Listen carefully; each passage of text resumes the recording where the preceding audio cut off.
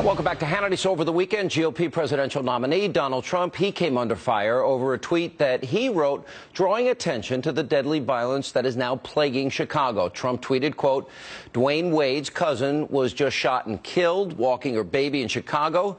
Just what I have been saying. African Americans will vote Trump. Now, Trump wrote a follow-up tweet later in the day saying, my condolences to Dwayne Wade and his family in the loss of course, their cousin. They were in my thoughts and in their prayers. Liberals and social media, they were quick to criticize Donald Trump over the tweets while turning a blind eye to the violence that has caused the death, in this case, of Miss Aldridge. Joining us now, Milwaukee County Sheriff David Clarke, Salem radio nationally syndicated talk show host Larry Elder. You know, they could say this, Sheriff Clarke, all they want, but I doubt that Barack Obama can name 5 names of the over 3,500 people, many of whom are black, that were killed in Chicago since he's been president. Kudos to Donald Trump. There was nothing insensitive about that tweet. As a matter of fact, I would have found it insensitive to not say anything about all the carnage that's going on in the city of Chicago. 460 people murdered, mainly black. And you look at that compared to coalition forces killed in Afghanistan since the start of the Obama second term in 2013, 275. Look, Mrs. Bill Clinton never saw this coming. The Democrats are scurrying because they know he struck a nerve. They've had to take out ads. They've had to go back. But the one thing they cannot do, they went right to the race card. They cannot defend the indefensible. These American ghettos are hellholes, and Donald Trump is the only one that wants to talk about this. Larry Elder, Donald Trump is making a huge effort, more than any other presidential candidate I can think of in recent memory, maybe besides Rand Paul, who ran in this cycle, that wants the black vote, saying, I want your vote. And he's going to Milwaukee, and he's going to go back to Detroit this weekend. Look at the numbers. Chicago alone, many of these homicides are black Americans, 3,579 since Obama's been president. The number of African Americans, black Americans on food stamps, up 58% under Obama. Number of black Americans in poverty has jumped more than 8% under Obama. You take it further, number of African Americans not in the labor force, up 20%. This is insanity. Number of the home ownership rate for black Americans down 4.6%. Household income, real dollars, down under Obama. What has he done for the black community? What has he done, or Hillary done, to deserve 93% of the black vote like Obama got in 2012? I would also say, however, that Ben Carson also made an effort to attract the black vote by making these kinds of arguments. Look, what Donald Trump is doing is calling into question the entire ethos of the Democratic Party, which is why they're pulling out the race card. God forbid that black people should rethink the welfare state that has incentivized black women to marry the government and allowed men to abandon their financial and moral responsibility. God forbid that blacks should rethink this government schools that they're assigned to without vouchers when parents have had vouchers.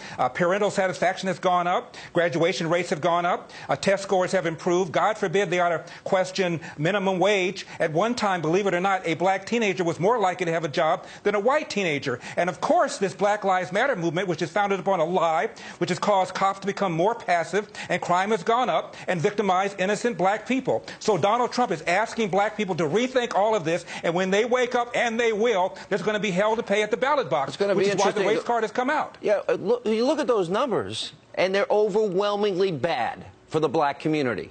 Liberal, leftist, statist, socialist policies have not worked for the black community, and the murder rate is so high, but they only pay attention, in the case of Obama and Clinton, to high-profile race cases that they can use through the lens or the prism that advances a narrative that they want. Every election, Sheriff, though, Missouri, Democratic Party, 1998, elect Republicans, black churches will burn. James Byrd ad in 2000. Al Gore telling a predominantly black population in his speech that, oh, by the way, Republicans have the wrong agenda for black Americans, and they don't even want to count you in the census. Now the Klan ad put out by the Clinton campaign and updated by Tim Kaine over the weekend as well. You know, it's the most despicable form of politics. Does it backfire or does it work? It backfires. I like that saying that dog just won't hunt this time. Look, these progressive urban policies have destroyed cities. They have wrecked motivation. They have created a permanent underclass in the American ghetto. What I find encouraging, Sean, is that a recent poll that just came out said 16% of the black vote is undecided in this race.